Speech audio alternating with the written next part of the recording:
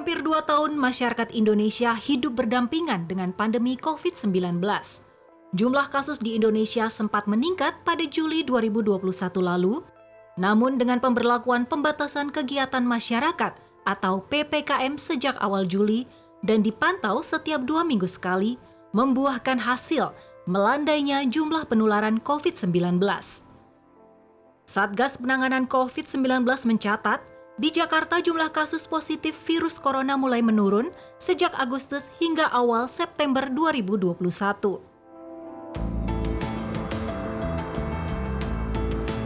Dari data situs corona.jakarta.co.id, tren penurunan pemakaman dengan protap COVID-19 juga menurun sejak pertengahan Juli hingga awal September 2021. Ini terjadi di salah satu pemakaman khusus COVID-19, yaitu tempat pemakaman umum TPU Bambu Apus, Jakarta Timur. Ya jelas sangat ada perbedaan dan sekarang udah nggak ada lagi pemakaman COVID-19 di TPU Bambu Apus. Udah 4 hari tidak ada pemakaman. Ya sebelum 4 hari ini ya kita biasa memakamkan ya 2, 3 bahkan sampai 7 jenazah yang kami makamin di TPU Bambu Apus. Kalau sekarang ya udah nggak ada lagi, alhamdulillah udah mereda, udah habis saya.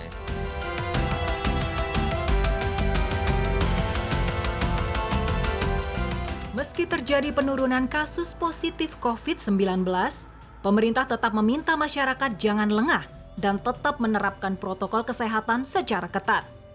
Hal ini karena virus corona terus bermutasi sehingga menyebabkan munculnya varian baru. Mulai dari Alpha, Beta, Gamma, hingga Delta.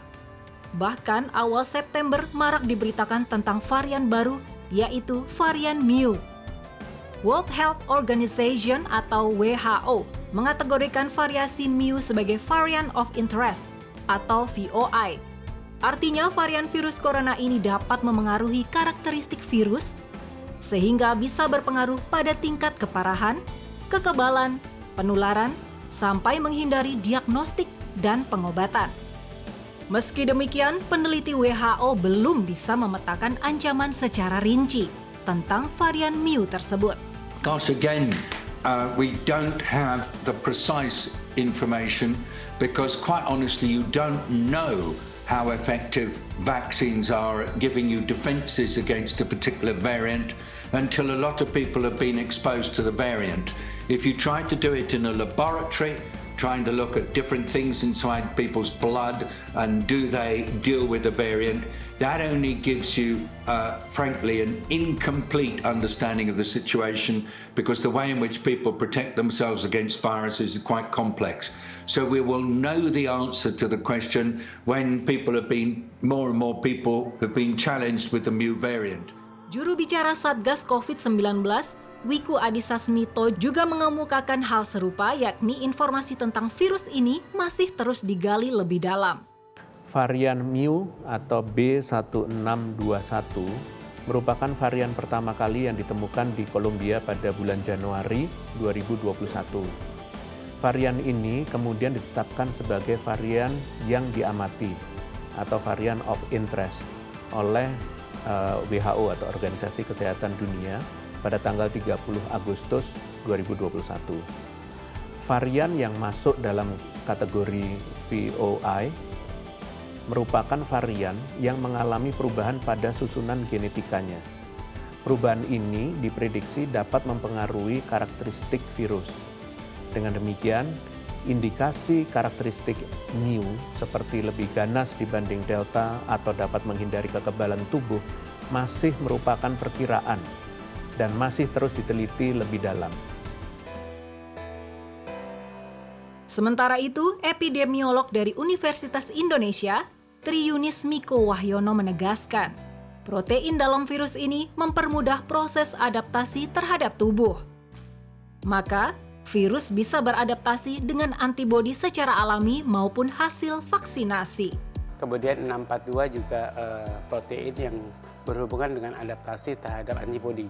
Tapi dibandingkan dengan B1617, mutasi yang terjadi pada B1642 itu proteinnya lebih beradaptasi yang B1642, sehingga varian Mu ini lebih mudah beradaptasi terhadap antibodi yang terbentuk oleh tubuh atau oleh vaksin. Ya, artinya protein antibodi yang dibentuk oleh infeksi alamiah begitu maupun infeksi oleh vaksin.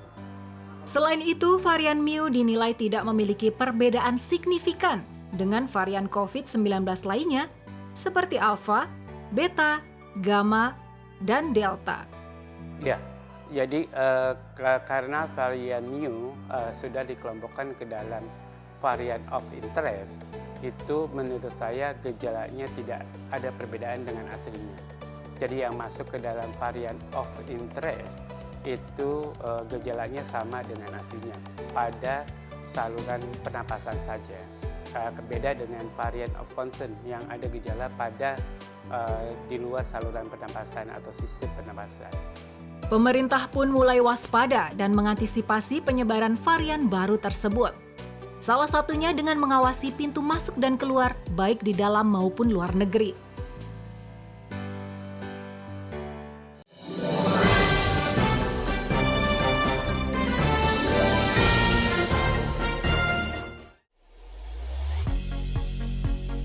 Upaya memperketat akses masuk ke Indonesia sudah dilakukan pihak-pihak terkait, salah satunya Satgas Udara Penanganan COVID-19, yaitu dengan mengawasi pergerakan masyarakat di Terminal 3, Bandara Soekarno-Hatta, Tangerang, Banten. Petugas dengan teliti memeriksa dokumen para pelaku perjalanan seperti bukti vaksinasi serta paspor. Setelah pemeriksaan, penumpang diarahkan ke penginapan untuk karantina mandiri selama 14 hari.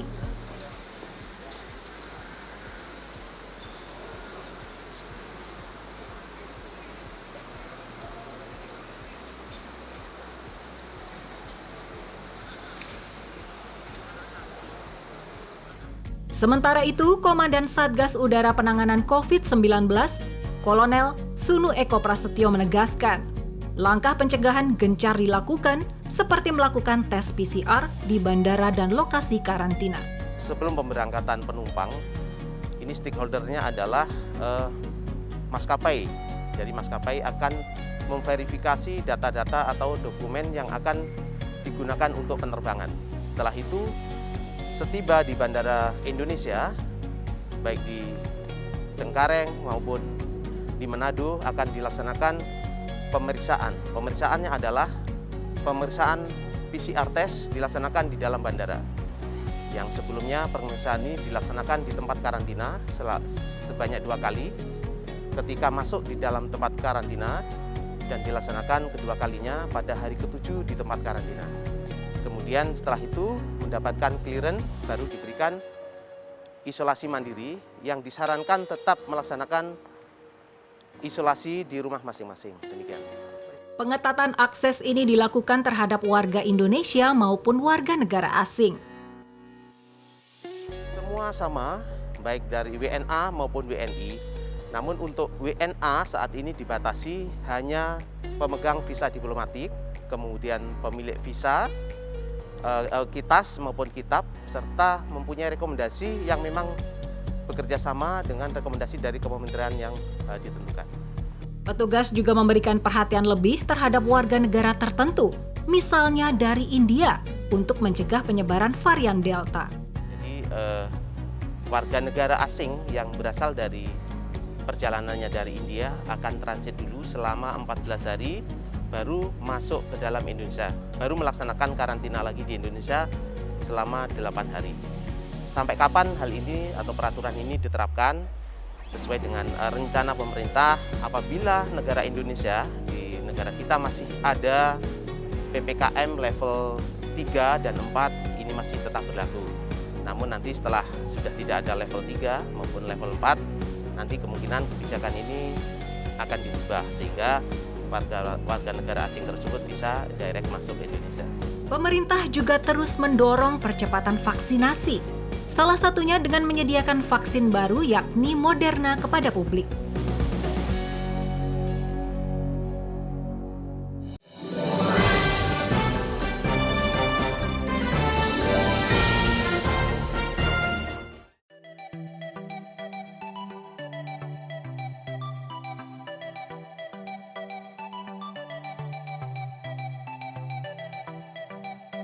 Pemerintah terus menggenjot vaksinasi bagi masyarakat. Bahkan saat ini penyuntikan vaksin Moderna dan Pfizer ke masyarakat tidak memerlukan surat rekomendasi dari dokter.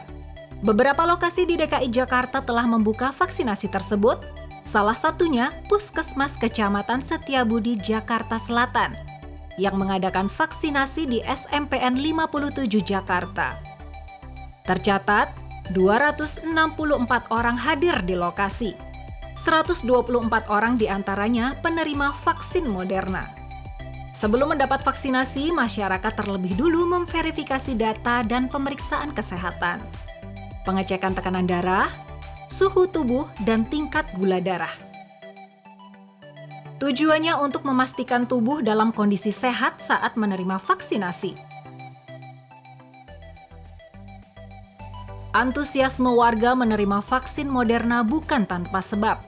Sebelumnya, masyarakat umum yang diperbolehkan mendapat vaksin Moderna hanya yang mendapat surat keterangan dokter yang menyatakan tidak bisa divaksinasi vaksin Sinovac dan AstraZeneca. Sedangkan kini, warga penderita penyakit komorbid atau bawaan dapat memperoleh vaksin Moderna tanpa surat keterangan dokter. Ada yang tadi membawa, tapi untuk masyarakat umum yang dari usia 18 ke atas yang memang dalam keadaan sehat tanpa penyakit boleh langsung datang. Tapi kalau punya riwayat penyakit tertentu, ada sakit jantung atau ada autoimun atau kanker, kami sarankan tetap membawa surat rekomendasi dari dokter yang merawat. Selama dia sehat tidak apa-apa. Iya, tidak wajib sekarang. Warga pun merespons positif kemudahan ini. Memang yang tersedia di sini hanya Moderna dan Sinovac, dan kali ini Sinovac hanya untuk anak-anak 17 tahun ke bawah. Saya dengar sih bagus. Oh nggak tahu, karena saya baru pertama, saya nggak bisa. Itu karena setiap orang lain-lain efeknya setelah divaksin. Tenaga kesehatan COVID-19 pun berharap warga yang mau divaksinasi terus bertambah dengan adanya kemudahan-kemudahan ini.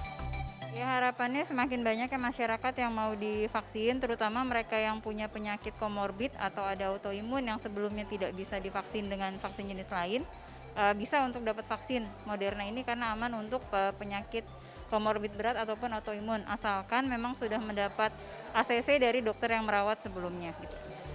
Gencarnya vaksinasi di seluruh Indonesia merupakan upaya persiapan pemerintah menghadapi masa transisi.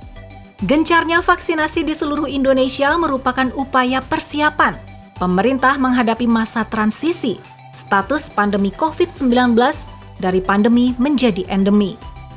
Untuk itu, warga diimbau tidak lengah dan menjalankan protokol kesehatan secara ketat.